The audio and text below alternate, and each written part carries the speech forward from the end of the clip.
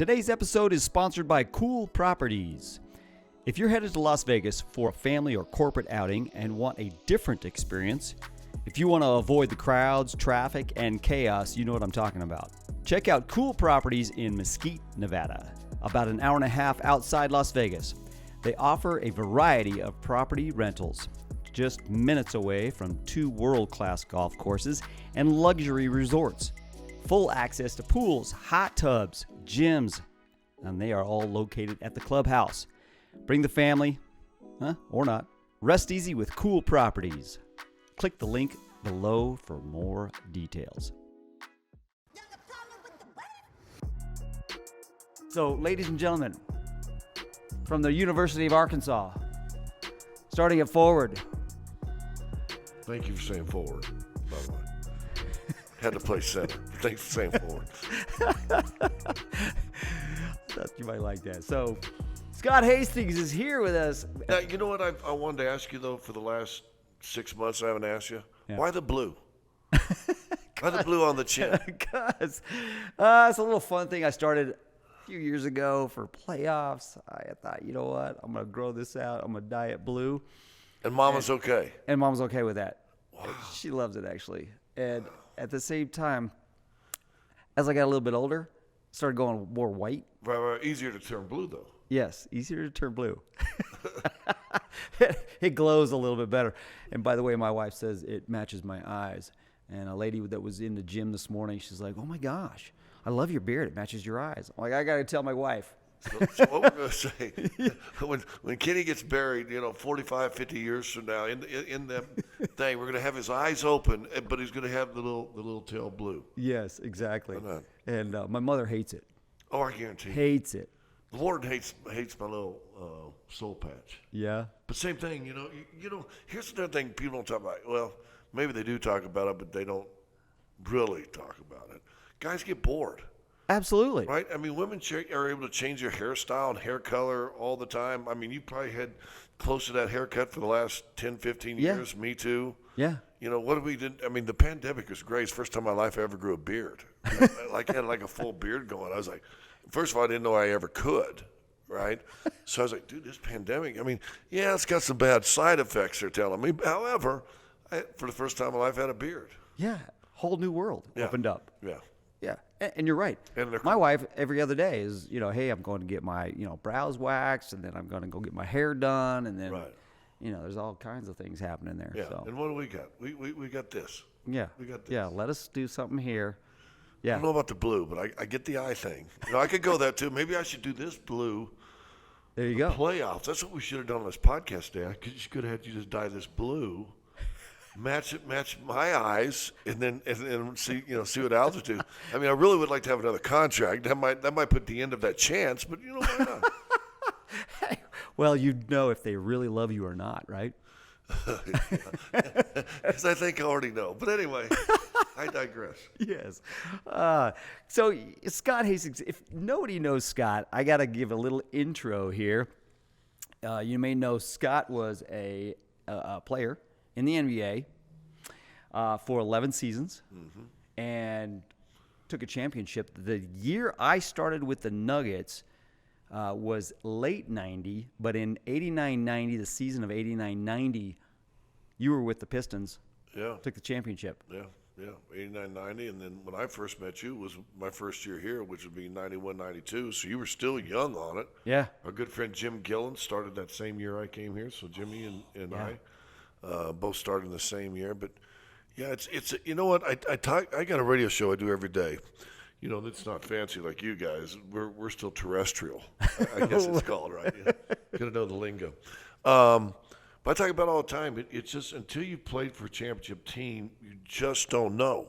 Yeah. You can explain it, and you can say, but the vibe from the minute you walk into the building, whether it's from the ball boys, we didn't have any big parking car. Guess what? I used to have to park my own car. I remember that. Out in the cold too. Oh my gosh. But it was it's just a different vibe that I was ever used to going from my first few years with Atlanta. We had good Atlanta Hawk teams to an expansion team, Miami, which a bunch of rubes like me who they never get to play on all the other teams got drafted to play in Miami, which the one side benefit of that is you got to be in Miami during the wintertime, which is, let me tell you folks, there's a reason there's snowbirds. There are reasons snowbirds exist. Miami is one of those places for it. The little town I lived in North Miami in Hallandale, I called it Heaven's Waiting Room. Now, I'm 29 anyway. No, I'm 27.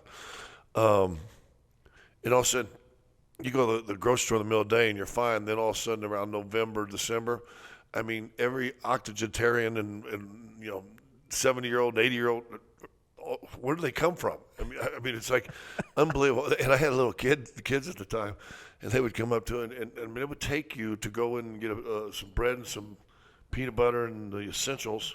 A normal day would take you 25, 30 minutes, and then once the snowbirds came in, about an hour and a half. Because they all left their grandkids, so now you got a little kid, and they're like, "Oh, is she so cute?" So I called it Heaven's Waiting Room. Is where I live. But problem is, I'm thinking about moving there now as I get older. Hey, that wasn't too bad of a place. maybe I look at Hallandale, Florida, as I get older. That's not too bad of a thought there. I'll join you. Come on, we're close. Man, hey, I'm right behind you. Yeah, I'm what, like 5 or 6 years younger than you. That's it. Yeah, but you look much younger. It's the beard. You take better care of yourself. It's the beard. Well, in the boxing. I'm shorter. There's not as much of me to see. You know, it's funny you bring it up because when we used to play, and I had a really close-knit team in Atlanta, and we'd all bust each other's balls all the time. And this guy named Randy Whitman is one of my best friends, godfather to one of my daughters, and he would always go say, "Hey, you never see them old dogs? Them old dogs die first. Name me a 7-footer. There ain't a 7-footer alive." He said, "You guys will be dying quick." And I'm like, and then we just lost Wayne Cooper, just 3 days ago. I mean, and then all of a sudden as you get older, you're like, dude, big dogs do die. I said, man, I've been in the gym. I can lift more weights now than I ever could when I was a kid. I'm fighting it. You start fighting it when you hit 60. You start fighting it hard. You do. And everybody told me at 40, oh, that's when you're going to start to feel it. I got to 40, I was like, I'm fine. Yeah. 42, oh, crap, my back, everything all of a sudden started to hurt. Now, how's your eyesight? Do you have to ever wear cheaters? I got a pair right here. I got tired of those. So I'll tell you a quick little story. So I went to the Nuggets eye doctor. I said, hey, I'm tired of these things. Can't find them all the time. They're always falling off, whatever. Right. Got a pair in every room. Got a pair in every room. 4 pair in the car that I can't reach. So I said, give me LASIK. Give me LASIK. He's like, hold your horses just for a second. Let me tell you, you might want to do something a little more temporary. I said, no, I'm ready to go. Yeah, you're tired of the glasses. I'm tired of it. He goes, trust me on this. You might want to just try a contact. Oh, really? I'm like, a contact, what does that mean? Now, pay attention to this because this is a real option, okay? So I said, okay, what are you talking about? He says, you'll thank me after you get in costume, I promise. Okay? Literally, tried one. Yeah, I thought this was so weird. He says, you're going to weird to put it in, isn't it? Yeah, oh, yeah. So I put this contact in, first time in my life. Then I went and got in costume. Couldn't see anything. It was weird. Like, really, I mean, I'm looking at you just fine. Looking at people, I can read, I can look out the door. But the first time you put a costume on and you're looking at one eye and then the other eye, nothing out this. I couldn't see anything, nothing. So it really threw me off. Yeah. Was that the time you almost hung yourself from the rafters? I was at that game, by the way, and I was sitting there going, hey, that ain't right. I think there's something wrong with him. I know. Everybody's waiting for me to, come alive and, I saw that and I go, dude, I don't think this is right. I don't think this is right. We were getting my headset. We could touch the bruise. I said, something's going on with Rocky. I thought, I didn't know you're strangling yourself to death. Yeah, I was out. I was completely out. Yeah. Yeah, that was one of those times when I had no idea what had happened. Glad the roof wasn't about 20 yards higher. Right? Literally. Yeah. Like all of a sudden, I got to the floor. Pressure came off my neck. Yeah. And by the way, that was just a zip-up thing. It wasn't the rope was around my neck or anything like that. It was the rope was down my collar and my zipper was up, and it still it just pulled everything up. It did choke me out. But man, as soon as I hit the floor and that loosened That's up, why I was right like, there that's right there why Kenny started a boxing gym instead of a jiu-jitsu. He'd had that chokeout feeling before. He didn't want to. That's right. I'd rather hit stuff than get choked out. We're not going to do the chokeout thing no more. We've tried that one right there, right? Oh, man. It's a good time. But So. I got to tell you this real yeah. fast. I just saw this last night, the first time. You watch TV and you see all these commercials. Try they'll make your boobs bigger. Hey, lose 24 pounds. I've tried all those boob things. There's this eye drop now. They said people who have cheaters, you're tired of your cheaters, it's a drop. You put a drop in your eye a day, supposedly, and all of a sudden it does something to your eyes and you're able to read. Now, I saw that. I've only seen the commercial once. But, dude, if you could put just an eye drop in your eye a day and be able to, like I couldn't read that unless I put these glasses on. But to be able to read, and plus for me, dude, that might change. That'd be a game changer. And it's just like, and we got this because you're talking about 40 you're great, 42 you're sore, and it's kind of like me. I mean, all my friends are getting it. And I'm like 48. I'm like, dude, what do you guys have cheaters? I'm making fun of Marlo. He's living in the name. And I got like 48 is fine. 50. I was like, what? It's bad. And then you always start at the 100s. And you fight that in a little bit, and somebody gives you a 125, and you go, oh, hey, that's kind of better. And then 150, and then, well, if 150 is good, let's just jump to 200. And I accidentally bought a pair because it looks cool. It's like a pair of cheaters that actually look kind of cool, so I bought them. $250. I put those suckers on, could see everything, took them off, and I was like dizzy almost. Like, dude, I better stay away from these right here. And I'm, what I'm fighting is the phone, increasing the font on my phone. Because, you hand that off to somebody, they're like, oh, I know. What are you doing, man? Can't see. You're reading a story from some news thing on your phone, and there's like 5 lines on it, and the story's like 8 pages, right?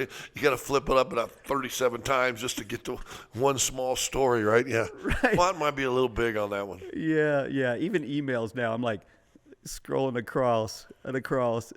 We get these stat things sent to us every game or before every game, and you go over. I now have to turn it sideways and then spread it open just to the edges, and then I can see it fine. I'm kind of good, but yeah. We're in the same boat. Yeah. Hey, so let me ask you. You are. This always intrigues me. You're at every Nuggets game. Mm-hmm. You travel with the team. Right. Are you still traveling on the plane? Yeah. Okay, you're still traveling on the plane. You're going through stats. You're going through names. How do you memorize names? How do you memorize stats? How do you?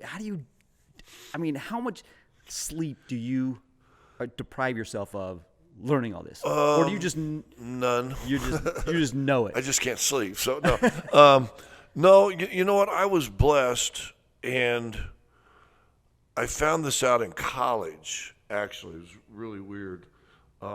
I'm still, I wouldn't say I have a photogenic mind, but I have the ability to read something and retain it pretty easily. Now, I regurgitate it, and I don't know how long it will be there, a week after, 2 weeks after. So I can read notes and go, okay, he's scoring double figures, 8 of the last 10, had 20 and 7 of those. Boom. All of a sudden we mention that guy's name. I retain that somehow.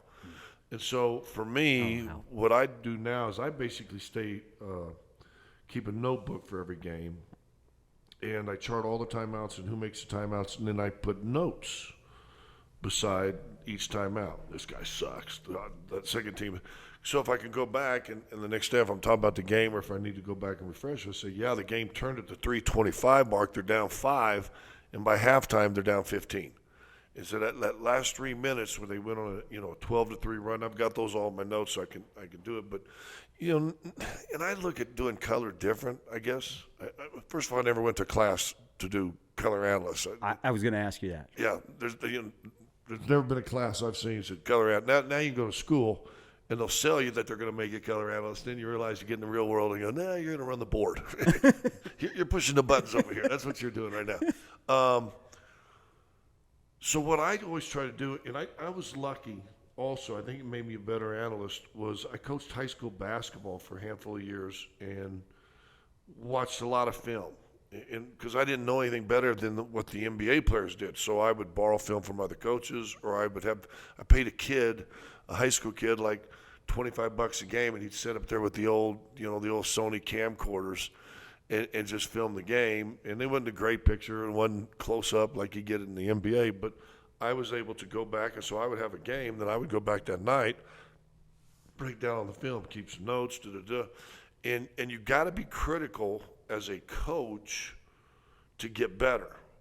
And the second year I was there, I think we were 23-4, lost in the Sweet 16 for the state championship. We were a pretty good team, but I felt you always had to be critical, not personal. There's a difference between, and I don't think a lot of young people get this now, there's a difference between being critical analysis on something and having a personal vendetta. Like, I don't dislike anybody on the Nuggets. They're all pretty good. But if you're going to stand and watch the ball and your man cuts in front of you to get a layup, I'm going to be critical of that. You can't let a man cross your face. Yeah. A lot of people don't get that anymore. Now we're supposed to be, oh, good job. Oh, they would have had that. That would have been perfect if they just had Jamal would have been here. If Jamal had been here, he'd be. No, it has nothing to do with that. That's his job right now. So I never went to school of it, and so because of that, I always have the program next to me and close to. So if I need to go by, some guys hitting threes, just hit 3 or 4 3, I'll look it up and say, dude, he's 31% free, 3-point shooter, and he's made 4 or 5 tonight. Nuggets got to get out on him because he's not usually this good. So the stats, I want to call the game. I want to tell you why this happened, why this happened, why this happened, and why this didn't happen. How this could have been a little bit better. Why this shot was missed instead of an easy shot wide open. So I look at it differently. I think it was Dan Issel gave me the best advice when I started doing color, because I played with Dan for a year. He coached me. And then the next year I was playing, he was still a coach. He said, don't overstate the obvious. Well, the obvious is I throw the ball to Ken dunks, and I go, oh, what a dunk, what a blah, blah, blah. Well, the play-by-play guy's already doing that, so I don't need to echo. I'm going to tell you how he got that dunk, why that dunk was set up, what mistake the defensive player made, or whatever the situation might be. So I'm trying not just go, whoa, whoa, whoa, on the dunk. I'm telling you why it happened. Yeah. Which I that makes sense. Yeah, oh, absolutely. I'll tell you, not tooting your own, your horn here, but honestly, been tooted in a while. And we all need horn tooting once in a while. Yes, we do. You know what I honestly didn't listen to commentators, color guys, analysts until you, because you had a different spin on it, and I know that you catch a little heat sometimes from people, some haters or whatever, but I really enjoy your point of view and the way you state it, because it's just not vanilla like everybody else. And I feel like I get just in so many other analysts, it's just. Well, and I appreciate that because, like I said, I think, listen, we live in a different time now, and I think people are oversensitive about a lot of things, live sports, whatever, politics, everything. And so everything they hear that they take as criticism, they take as personal. Yeah. And it's not personal. I've tried to always do this, if I'm upset with you, I'm going to talk to Fred Joe over here about you. I'm not going to try to tell anything to Fred Joe that if all of a sudden you say, hey, I heard you, I said, yeah, this is what I said. That I'm not willing to say, yeah, this is what I said about you, and have a discussion now. So for me, I'm doing analysts, I'm sure there's times guys go, and I'm going, I get you. Was I wrong? Well, but no, did you have to point out? Well, I don't know, do I? Yeah. And people get on me, well, you're critical of the officials because you're homers. No, I just don't like officials. I don't like officials. And I don't. And if they're bad for the other team, I say they were bad on the other team too. I don't like officials. I don't know why anybody would let their kid grow up to be an official. That's just me. Saying that, I've known 2 or 3 guys, great dudes. Earl Strom was a great dude off the court and one of the best NBA officials in the history of the world. So yeah, I also like this. If I'm supposed to be critical on you, the coach, and you, the player, why do they get passes? They're human. They're going to make mistakes. And this. Let me ask you this: and somebody can explain it to me because I could be completely wrong. And I have no problem giving you my opinion. And if I'm completely wrong, I'll listen. I love it. I may not agree, but I'll at least listen. I always find it funny. People say, well, it's one of the hardest games in the world to officiate. A, then why are you doing it? And B, why? Why is it so tough? So tough? Well, they're so fast, so get in shape. I mean, you Right. got speed too, right? Yeah, and don't you train for this? Yes. Thank you. You know? Well, I mean, it's the hardest game in the world to officiate. Then don't do it. Right. Well, try hockey. Guess what? I don't want to get Go to up. hockey. I don't want to get up on the cash register and wash windows. And you know what? And if the guy left the streaks a bit that dirty still, we'll get him doing. No, I can't. I appreciate him doing it, but he missed a spot. Call it like it is. I love it. And I've never understood what. But I do know, and whatever, it doesn't matter. I know some people don't like it, and I appreciate it. I try not to be a homer, and yet I am going to cheer for the Nuggets. I want them to win. I want them to do well. My job's easier when they do well. But I'm also not going to lie to you and say they're playing great when they're down 20. Yeah. That don't make sense. Well, how hard is it to roll with losing streaks and going on the road? I've flown on the Nuggets plane, and after a loss, man, it is so heavy in there. I'm like, how do they do this every time they lose? I know when they win, man, it's, having a good time and mingling and everything. Gosh, when they lose, it's like everyone has been told, you go in, you don't say a word, you don't look at each other, and you sit there and you be quiet and you think about what you did wrong. It's gotten a little better. I think, with that. However, is that because of the times that we're living in? Yeah, probably. Guys are different. I know when I played, when you lost, I remember Coach Mike Fratello jumping up and yelling at guys who were too loud on the back of the bus. Somebody was listening to music. Because I was playing in the era where the boom boxes were still kind of big. Somebody had to turn that, blah, blah, blah. It was quiet, after that. I don't know. Here's what I decided I'd learned, and I don't know if it was 5 years ago or 15 years ago. I remember talking with Scott Bay a lot, who's been a producer for a long time with me. We used to take in fact, we still do once in a while. The game will be bad, and they'll lose a tough game, and I'll be on my drive home, and he usually leaves about 20 minutes after I am. All of a sudden, I get the phone ring, and I go, and now we got, a bitch fest going for 10 or 15 minutes. Why did they do this? Why did they do, because we're fans. We're both fans. But I also learned that I can still be good even if they weren't. And so there's been games we've won, and I've left the game going, God, I sucked tonight. I could have been so much better. I was too critical on this. I didn't need to be. And I'm as hard on myself, but there's also been times that we've lost games and you could tell the vibe is bad, but I'm like, damn, I was pretty good though. I mean, I'm telling them why. I'm telling them exactly what they got to do to change this. They got to get back in. And so, but I think I learned it. I think initially I left all my emotions on the sleeve. Now it's like, it's kind of like they try to tell you when you get into the league that you got to maintain just an even keel. I've tried to get better in that. I can relate with that so much. I can't even. Well, especially what you do. Exactly. There are games when. Hey, go on the third quarter when you're down 25. Oh man. Go be funny. Yeah. Go be funny when they're down 25. Yeah, and I had to learn that there is a separation. Yeah. That I don't have to suck if they suck, and and even if they're good, that doesn't mean I'm good. Right. So I can go out there and bomb, even if they're doing well, and I would go home same way. Man, I sucked tonight. I wasn't feeling it. I didn't have the groove. Something was off. Nothing went right. In this situation, I should have done this and that. Beat myself up over it. I remember one time though, we had a good game. I had a sucky game, and this was back in McNichols, and I was sitting in the hallway waiting for something after the game. Tim Lewicki comes walking by, and he's like, at the time was the president of the whole shebang. Yeah, and he goes, "What's wrong? What's the matter?"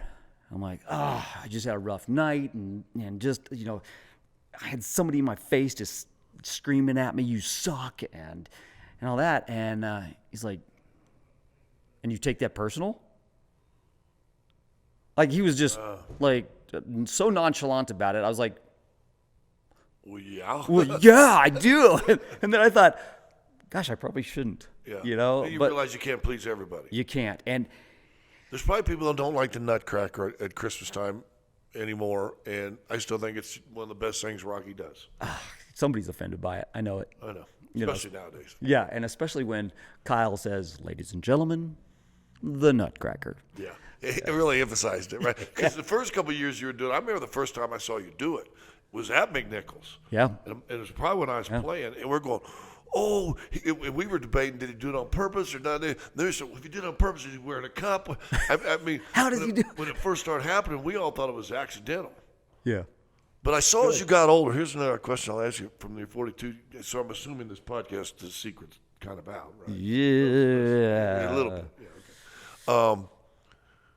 There's been times you got older, but you had to think about it before you went down, though, didn't you? You know it. Yeah. You know it. You know it. I tell you, I learned some things falling on rails and falling on that beam. One time I was in Paris doing this game. You know, you pull all the stops out. When you're on the road, you know, doing everything. New fans. You got new fans. New fans. Right? They haven't seen any of this before. So, man, it's just you can fire left and right. And I remember getting up on this railing. There was a pipe about 5 inches in diameter. And I thought, oh, this is going to be a breeze to drop on. No. This is the worst bar I ever dropped on. Because usually, like, if you're going to do a crotch drop, you're going to lean back, you're going to catch a cheek, and you're going to twist a little bit, you know? So you just catch a little bit of a cheek there. No. That wide of a bar, I just straightened me right out, and I full on just dropped. I couldn't perform for about a half hour. I was in the back with ice. It was pretty rough. Now, were you with us when we went to London? Yep. 5 or 6 years ago? Yep. Because as I remember, first of all, beautiful arena. Oh, yeah. And in London, not a lot of NBA. I'm sure they have the NBA ticket and stuff like that. I thought the fans there loved what you guys were doing. Oh, yeah. I thought they were nuts. However, one time I was over there, this was years ago. I think the first time I went to London, brought out a cake, smashed somebody in the face with a cake, crickets. Like, it was dead quiet. Like all of a sudden, a hush came over the crowd. Right. Like, what the heck? I go back, and the producer comes back, and a friend of mine now, Ian, he comes back and he goes, "That's just our culture." You wasted food, or no? Culture was you can't mock anybody, you can't laugh at anybody, at least publicly. Right. Yeah. Now it's different, but yeah. Back then it was crickets. Think about, and I try to do this too. I come from a small hometown. I grew up in a town called Independence, Kansas. Still love it today. You know, even now I have thoughts of someday, okay, I could retire there, find some land, whatever, have a cow, and an animal. But so I love my hometown. But I think from that little kid, and I haven't been to places you have even, but the places basketball has taken me. It's taken me all across the United States. It took me on my very first cruise that we went on. It was an NBA players type cruise, and you mingle with regular people. It took me to South America and play for a world championship. It's taken me to Europe. Same thing when I broadcasted now and started working with the Broncos for all those years. I'm going to Spain and different places. This little kid from Kansas, I got family members that have never been outside the borders of the United States, still to this day. Yeah. Got one uncle that's been one time, and that was Vietnam, and he don't really want to go outside. He just wants to stay home. He don't want to go outside the borders no more. He said, "I've been out there, spent a couple years over there. I'm good. I'm fine." America. But to sit there and think about what basketball, because it's basketball, It is. I played for a little bit now. I'm broadcasting. You've entertained in it. But think where it's taken you. I mean, just in this conversation, we talked London, you talked Paris. I mean, I think about that all the time, and That's cool. what a blessing it's been for me. And I literally have been all over the globe, and still going. I'll tell you about this coming up. Not to brag or anything, but I feel very humbled and blessed. I got a call the other day to go to. Coming up in June, I'll be in Israel. I'll be in Italy. I'll be in Germany in August and Switzerland in September. Oh, sweet. For World Games, gymnastic World Games, track and field. You do that all over the place. Yeah, I'll be in the in Germany. I'll actually be in the Olympic Stadium over there, and I'm in.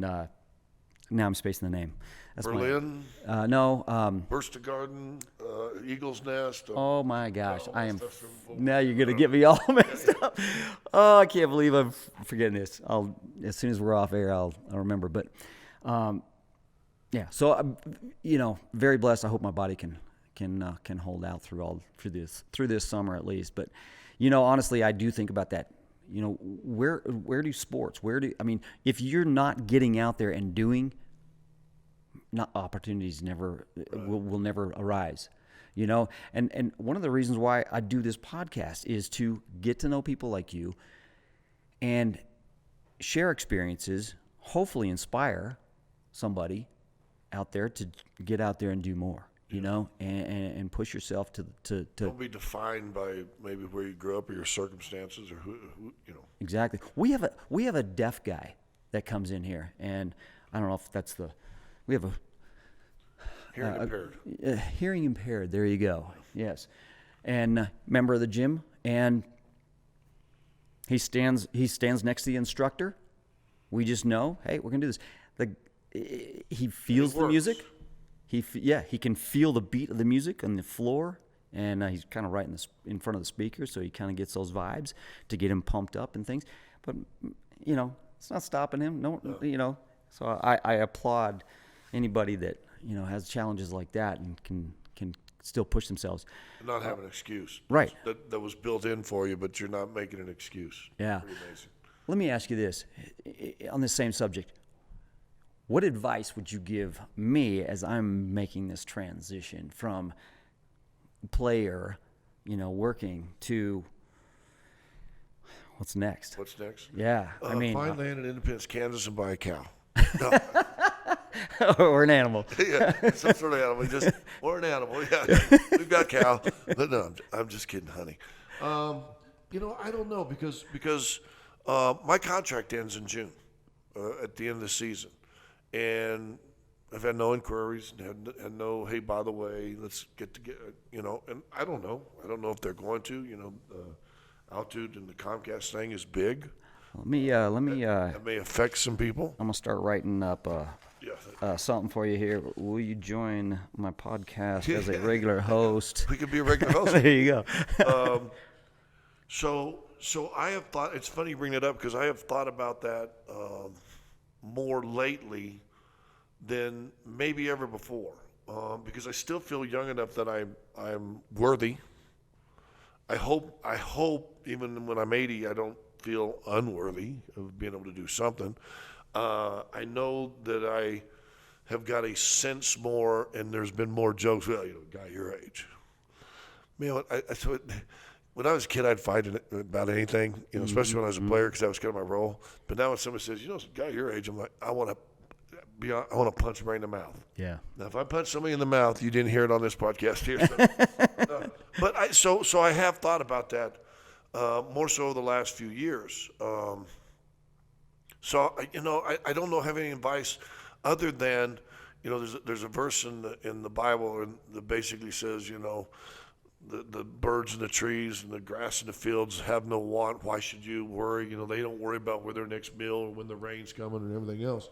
And so I've tried to live that, especially lately. I wish I could have done my whole life. Whereas if I can't control it, I'm not going to let it keep me up late at night. Yeah. And it has before, probably will again. But I tried to live this. I can't control this. They may not want me. Okay, there's probably going to be an end sometime. Maybe it's sooner than I want it to be.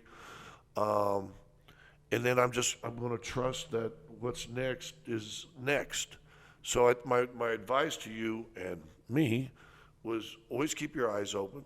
Mm-hmm. Don't be afraid to say, no on something that doesn't sound, something you've ever before been interested in. I used to have a moniker when I played, and I tried to pass this on to the young guys because I was a star player in college, and then when I got to pros, found out very early I'm going to be a role guy. I'm going to be okay, well, no one's going to work harder than me. I'm going to play against Patrick Ewing. He's more talented, but he ain't working harder. And I felt I carried that, and I feel I have respect for these guys when I see them, when I see Pat out or I see these different guys. They still remember my name. Well, I was a slug, but they still know me because they knew that when they played, I'm not going to go against second or third string dude. I got to go against Hastings. God dang it, this guy's going to bring it, right? So I told the young guys, I said, listen, there's no job too small. These young guys come in, I'm an NBA player now. And meanwhile, Jim Gillen, this is back before they had 3,000 people working. Jim Gillen be at the airport pulling off all the bags, and these young players were going to sit on the bus. So I started going and helping Jim. Well, I was in my 10th year doing this. I'm a vet. I mean, I don't care what you like. You're doing 10 years or something. You're doing something. And have every right to go get on the bus. Right. And I would tell these guys, say, man, you want to stick around this league? No job too small. So, in essence, that's kind of where I'm going, this mentality. And this year, I started broadcasting in the 93-94 season, the 8 beats 1 series, right? I did that game. So that's a long time, 93-94 to it's 21-22 right now, next year 22-23 hopefully. I've got that mentality back now as a broadcaster. Like I did sidelines for a couple games this year. Marlo got sick. They had to move Vic over. Katie was doing color. So I said, hey, why don't I do sideline? They go, really? I go, yeah, well, you're a vet. But I don't care. I started in this business doing sidelines. Last time I think I did sidelines was in the NBA playoffs in '99. That was the last time I'd done a sideline gig. So I said, no, I ain't got no problem. I'll do the sidelines. And I loved it. It was absolutely wonderful. Awesome. Hey, we don't have a game night. Most everybody, broadcasts are taking off. Do you want to do color with cause? Radio? Yeah. Heck yeah. I haven't missed a game. I've done every game other than the 1 games we didn't travel. So I would say this. No job too small. There's nothing. If you think there's something beneath you, then you've elevated yourself too much, in my opinion. And I don't want to elevate myself too much. You know what I'm saying? So Absolutely. Somebody comes up and says, hey, Scott, we're going to do this podcast. Good. I know a guy that's looking for podcasts and wants to bring sponsorships to you. Maybe we could do that, and who knows, we'll blow up. The player and the clown. It'd be about you be the player, and I'll be the clown. We call it the player and the clown. Well, when I asked you and you immediately said, yeah, you didn't even hesitate. We've been boys forever. I was just like, wait, what? And I didn't hesitate asking because I'm an asker. I'll ask anybody. Hey, one piece of advice that I give people just starting out is, hey, shoot for the moon. Right. I mean, ask for anything. You never know what you're going to get. And so, however, for you to respond the way you did, I was just like, oh my gosh, this guy is bigger than I ever thought. So, I admired you anyways in the first place, but just, elevated you. And that leads to another piece of advice. Don't take we do this in society now. Don't take yourself so seriously. Right? Dude, I guarantee this morning, you and I put our sweatpants on the exact same way. Mine are a little longer. True. Took you a little bit longer. Took me a little longer to pull them up all the way up the leg. My back might be a little sore, so to straighten up might take. But I don't know. I hope I've grown and matured as a human as I've got older. And I know there was probably a time that my ego was, look at me. Same here. And I hope I wasn't just an a-hole to too many people if I was. And I apologize if I were. It was never my intention. no job too small. And who are you? Who am I to say no? Now, I have said no to other basketball podcasts in town. They think they know, but they don't. I know. Well, and I just don't feel it. But hey, the warden and my daughter love you. They come and see you every time they're working out right next door. And you're so great. You got a great family, and you got a great gig going on. And I think that, with your talent and everything, man, you got so many more years to go. And I love how you basically said, hey, let go, let God. I try and live that way myself now. Took a while to learn.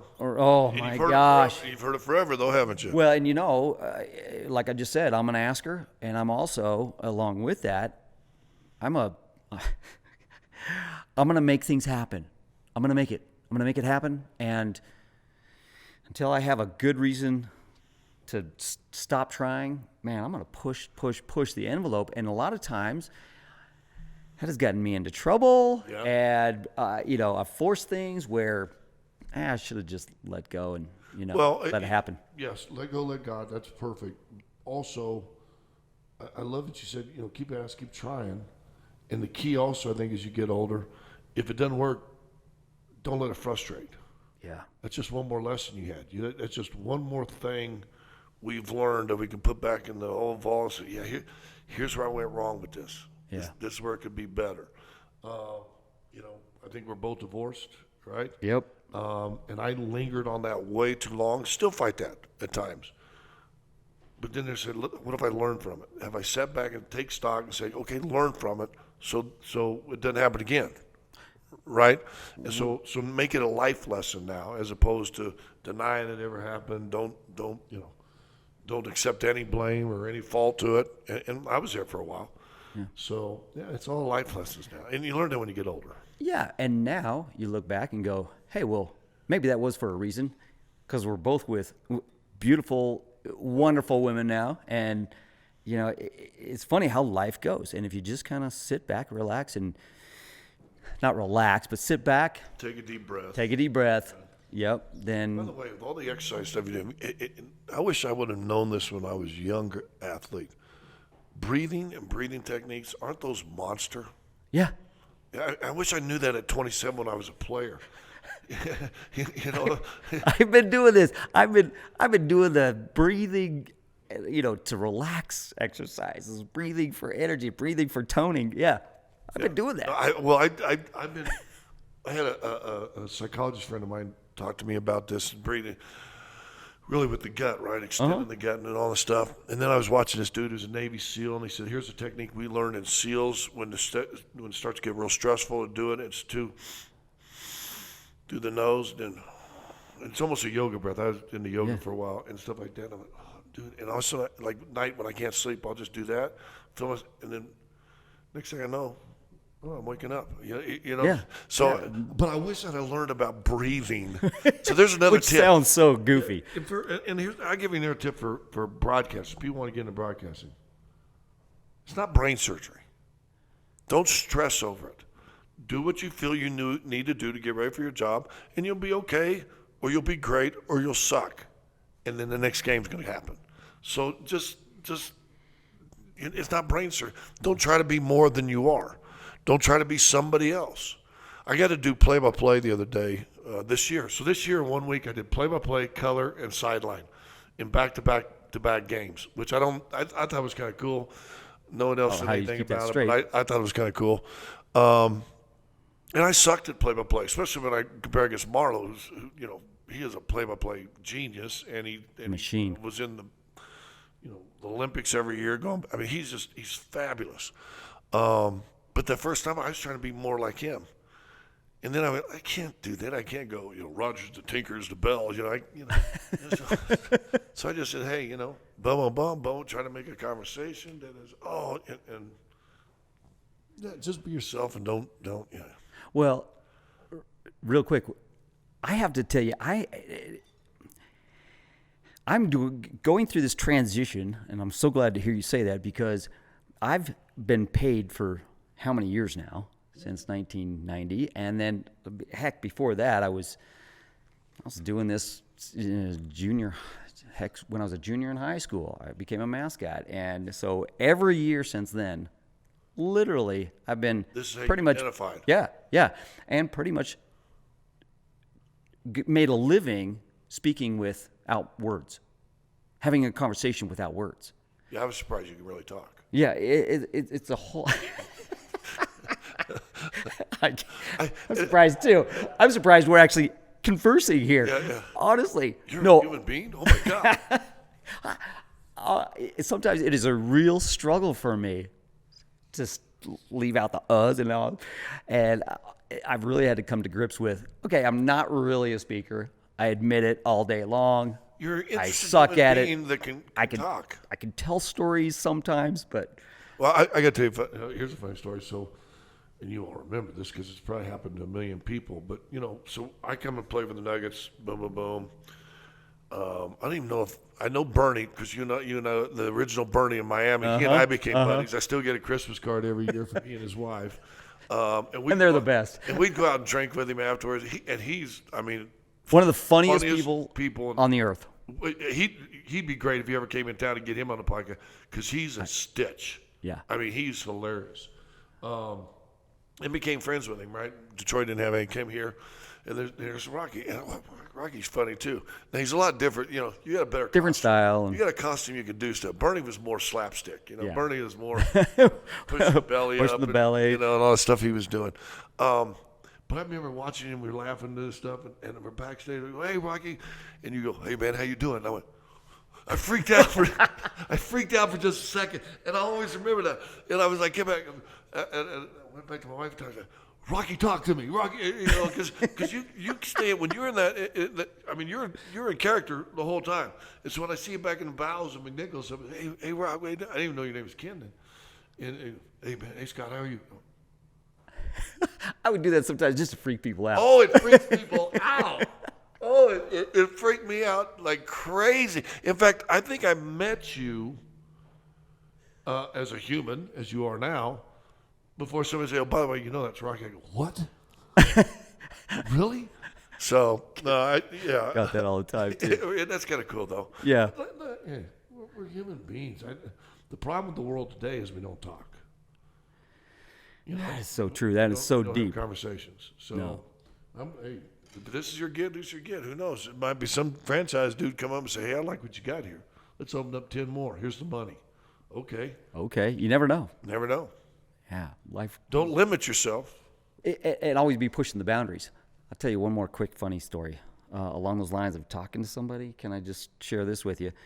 I get invited to a Mammoth game, and I have they have this hot tub there on the other side of the glass, and we're running around at halftime. And when halftime's done, I head over to the hot tub. There's girls in it with, sitting in there, bikinis and all, and in front of everybody, I just ran right up to the glass, scaled it, boom, pulled myself up and over the glass, went and jumped in the hot tub. I got in all kinds of trouble for that, all kinds of heat. But do you realize that there's all the electric back there? You were splashing. That could have really caused problems. Don't you ever do that again. And yeah, that, being told no, it's not my thing. So next game, we're about to go out for this, or the next year when we're about to go out for this thing again, general manager for the Mammoth walking behind me down the hall. I didn't know who he was. I had no clue who this guy was. He yells down the hallway, "Hey, Rocky, stay out of the hot tub this time." I just full on turned around, both fingered, just flanging him. Yeah. And his eyes just bugged out of his head for a second, and then he started just busting out laughing. And then I found out who he was. Later. And I'm like, oh, crap, yeah. But it all worked out okay. I went out and jumped in the hot tub again, and then it became, hey, you got to do that every time. You got to do that every time. Then it became a thing. Even though the first time somebody got, over their skis, so to speak, so, oh, no, you can't. Yeah. Okay.